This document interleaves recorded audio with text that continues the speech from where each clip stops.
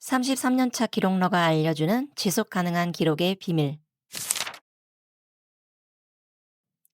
오늘 영상을 시작하기 전에 여러분께 질문 하나를 드리고 싶어요. 혹시 여러분도 다이어리를 펼쳐놓고 한참 동안 아무것도 쓰지 못한 채 그냥 덮어버린 적 있으신가요? 분명히 쓰고 싶은 말은 많았던 것 같은데 막상 펜을 들면 아무 말도 쓸 수 없는 그런 경험 말이에요. 사실 저도 그랬거든요. 아니, 요즘도 가끔은 그래요. 그래서 오늘은 제가 지난 몇 년간 기록을 하면서 겪었던 가장 솔직한 이야기를 여러분과 나누려고 합니다. 바로 잘 쓰고 싶다는 마음이 오히려 기록을 멈추게 만들었던 시간들에 대한 이야기예요. 처음 기록을 시작했을 때만 해도 정말 순수한 마음이었어요. 그냥 하루를 정리하고 싶었고, 말로 다 표현하지 못한 감정들을 조용히 글로 옮겨 적고 싶었을 뿐이었죠. 누군가에게 설명하지 않아도 되는 나만의 언어를 가지고 싶었고, 그 시간이 정말 소중했어요. 예를 들면 직장에서 상사한테 혼났던 날, 친구에게 섭섭한 말을 들었던 날, 또 딱히 이유는 없지만 뭔가, 뭔가 싶게 우울했던 날, 이런 날들을 아무 평가 없이 그대로 적어 내려가는 게 그 자체로 좋았어요. 쓰는 것만으로도 위로가 되었죠. 그런데 어느 순간부터 달라지기 시작했어요. 글이 나를 위로하기보다 나를 평가하는 도구처럼 느껴지기 시작한 거예요. 이게 무슨 말인지 공감되시는 분들 있나요?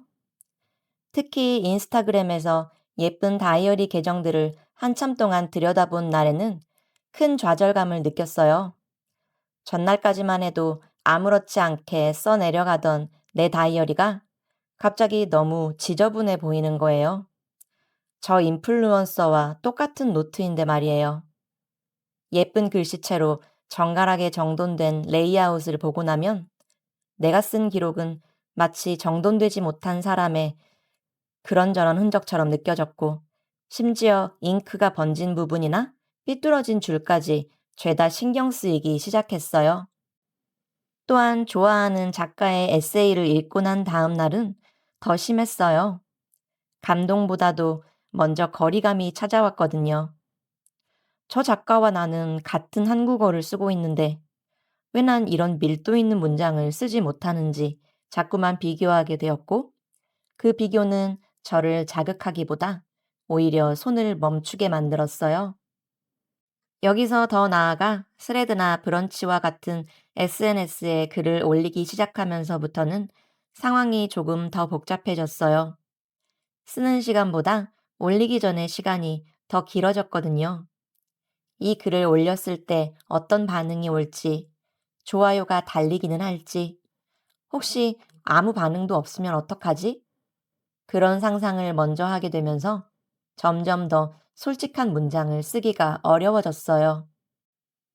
정말 힘든 하루를 보냈는데 그 감정을 솔직하게 쓰면 보는 사람들마저 너무 우울해질 것 같은 거예요.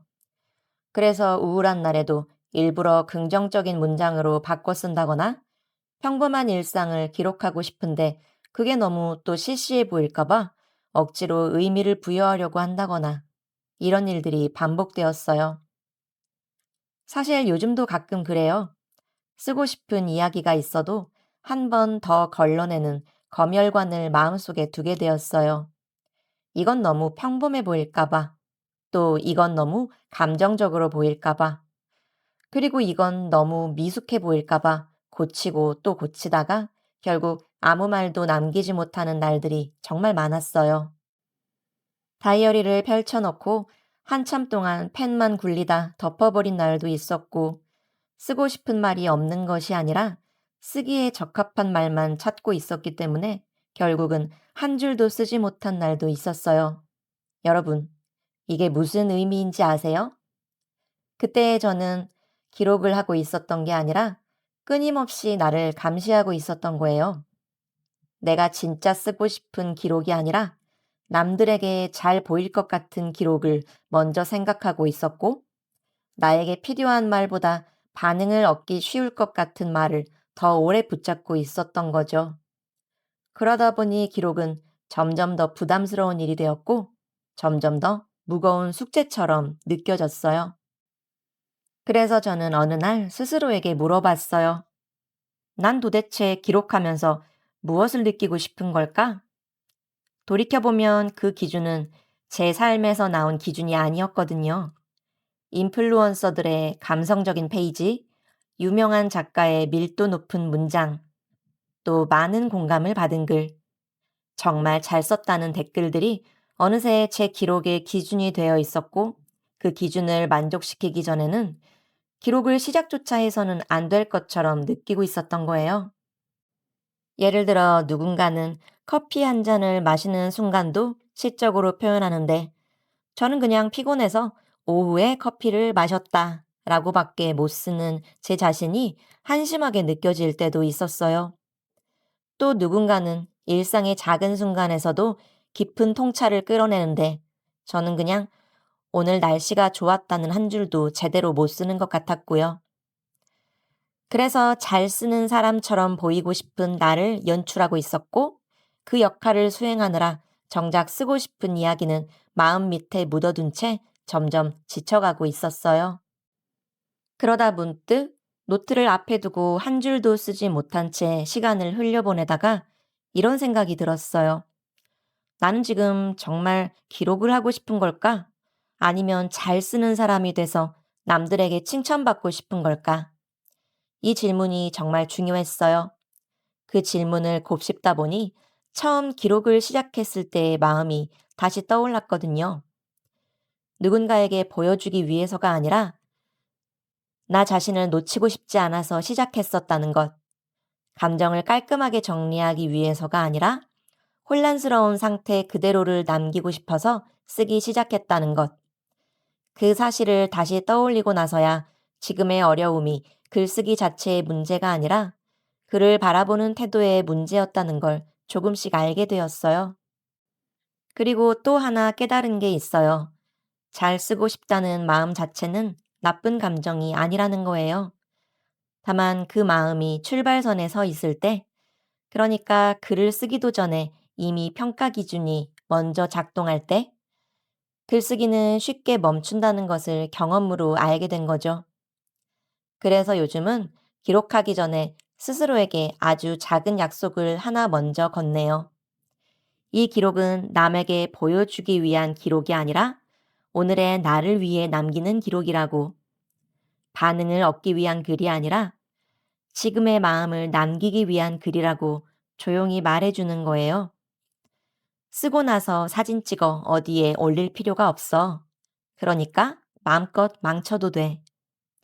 그렇게 마음속에서 독자를 지우고 나니까 신기하게 손이 조금 덜 굳고 문장도 덜 경직되더라고요.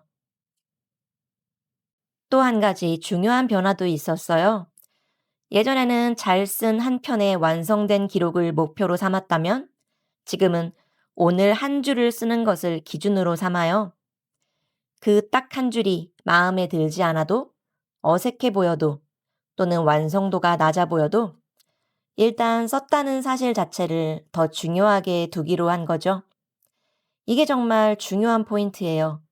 기준을 낮추고 나니까 오히려 더 자주 쓰게 되었고, 더 오래 쓰게 되었으며, 무엇보다 기록이 다시 부담이 아니라 습관에 가깝게 된 거예요. 예전 같았으면 오늘 아무 일도 없었으니까 쓸 게 없다고 생각했을 텐데, 지금은 오늘 아무 일도 없었다는 그 사실 자체를 한 줄로라도 적어두는 거죠. 아무 일도 없어서 아무것도 하지 않았다. 오늘도 여전히 서툰 문장을 쓰면서도 그럼에도 불구하고 다시 펜을 잡는 쪽을 선택해요. 기록을 잘 쓰고 싶다는 마음이 다시 고개를 들 때마다 그 마음을 억지로 밀어내기보다는 그 마음보다 조금 더 오래 쓰고 싶은 마음을 앞에 세워보려고 하고요. 이 태도가 제가 지금까지 겪어온 기록 시행착오 끝에 얻은 가장 현실적이고 지속 가능한 기록 방식이라고 믿게 되었어요. 오늘 영상이 여러분께도 작은 위로가 되었으면 좋겠습니다. 혹시 지금 다이어리 앞에서 망설이고 계신 분들이 있다면 이것만 기억해 주세요.